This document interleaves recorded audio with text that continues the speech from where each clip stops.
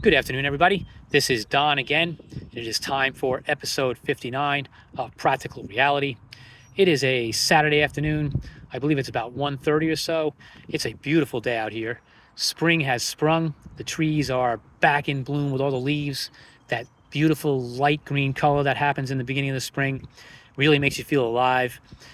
It's perfect weather, 63, 64 degrees with a light breeze blowing. Have to have the jacket on because I'm near the river. It's always breezier down here. But it's a perfect day in Highland Park, New Jersey. And I'm back in the park making my videos, which is exactly where I belong. Today, we're going to talk about a topic that I have spoken about before, concerning emotions. I was watching a video just the other day. The man in the video was telling us to remember that every emotion is a chemical reaction. Now, I had heard this before, but I had never really investigated the extent to which it was true. And it turns out, wow, it's really true. Every single emotion that you have is a result of a chemical reaction. So I started doing a little research on the effect that negative and positive emotions have on the body based on the chemicals that get released by each one. And it turns out the effects are significant, and they also reinforce themselves. In other words, if you're in a state of anger or stress, and you go through this for a long period of time, your body can get addicted to those emotions because your body starts to crave the chemicals that those emotions produce. Your cells become used to the chemicals that are produced by either negative or positive emotions. And since the world can have such a negative effect upon you when you're in a state of anger or under stress, it is quite easy to get stuck in a loop of anger and negativity and feelings of powerlessness and worthlessness. And the longer that cycle lasts, the more difficult it is to break. Now, in a Google search that I did, I found that the three main chemicals produced by negative emotions are cortisol, adrenaline, and vasopressin. All of these chemicals are associated with survival. The human body needs these chemicals. However, in a state of chronic stress, anger, or depression, these chemicals act as a drug that you become addicted to. And as you fight back or try to deal with life and recognize that you're having these issues, it is a natural reaction to try to suppress the emotions that you're feeling without really solving the problem. And the repression of those emotions can mean that you are sort of storing a kind of toxic energy in your body. And that can lead to long-term health problems, such as a breakdown of the immune system, chronic problems like headache or fatigue, or stomach problems, or just a general lack of energy, sliding into depression and losing interest in the things you used to love. And when you're feeling down and you feel like the world is beating you, these chemicals are flooding your body.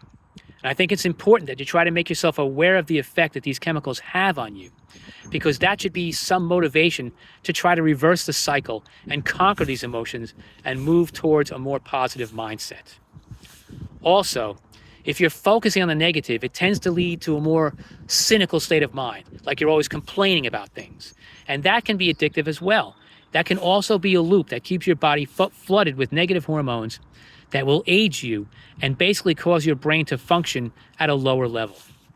So when I see people who seem to be constantly angry and seem to draw their power from their anger or negativity, whether it's people I encounter personally or people I see online, I want to walk up to them and I want to say, hey, do you realize the effect that your state of mind is having on your body?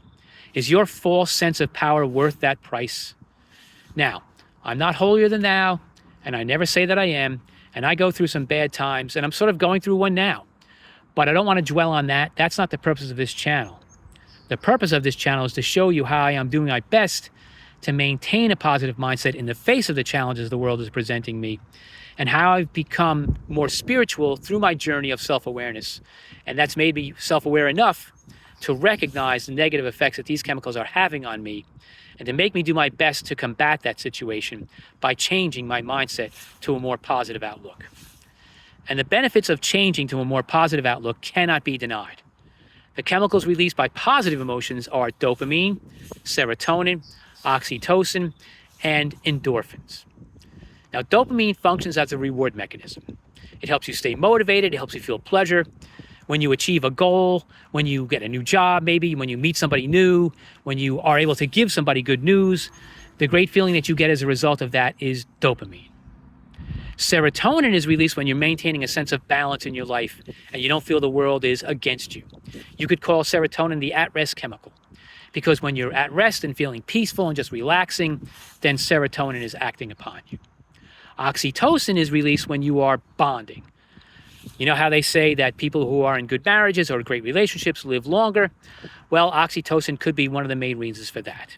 It's known as the cuddling hormone. It reduces anxiety, it helps foster bonding and building trust, and also, significantly, helps to dampen the effect that the amygdala has on you, which is the main part of your brain that gets activated and dominant when you're in periods of chronic stress and anger. Endorphins are natural pain relievers. And it's funny, in my research, I also found that laughing helps produce endorphins, which I think is pretty funny itself. And it's a great reason to laugh. But of course, everybody also knows that endorphins are usually produced by exercise. So when you get out there, when you feel that pump after you come out of the gym, or you go for a run or a bike ride and you get that runner's high, and you get home and during the exercise, you are sweating and your heart is pounding and you're saying to yourself, oh man, is this worth it?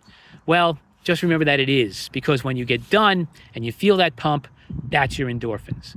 And of course, the long-term effects of being in a positive mindset and having these chemicals in control of your body instead of the amygdala and the fight or flight response are significant improvements in mental health. Example from my own life. In about 6 weeks, I think, or 5 weeks, I'm going to be 65 years old. And I still feel pretty vital. And I can do a pretty good workout at the gym. And I see a lot of people my age who are in much worse shape and are not able to do the same physical exercise that I can do. And I'm not wishing any negativity or ill health upon them at all. Instead, I'm looking at it the other way. I feel incredibly lucky to be able to do the things that I can still do at my age. And I definitely think that my spirituality and my positive outlook plays a major part in that.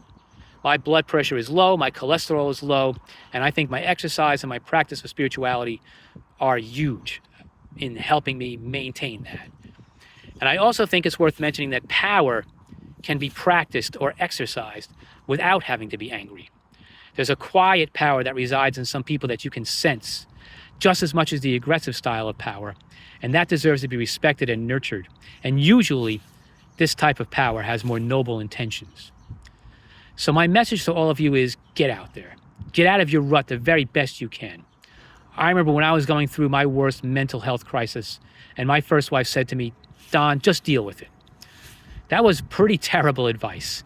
Just dealing with it is not the way to deal with it. Reach out. Reach out to your support system. And if you don't have a support system, then seek out some professional help and speak to them. There's no stigma attached to asking for help.